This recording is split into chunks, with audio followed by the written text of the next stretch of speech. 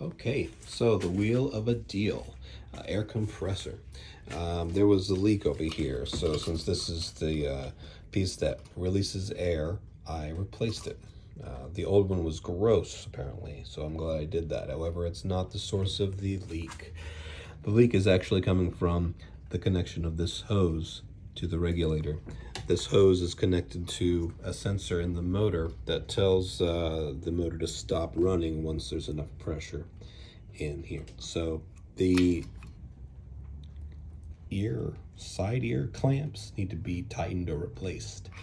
This part is not replaceable because it's actually a part of the sensor, from what I can tell. And if there's an air leak here, these should be replaced. Since I don't have these parts and I don't have the tool to tighten them, it's going to be around $30 to repair this leak. So the price is adding up, including this.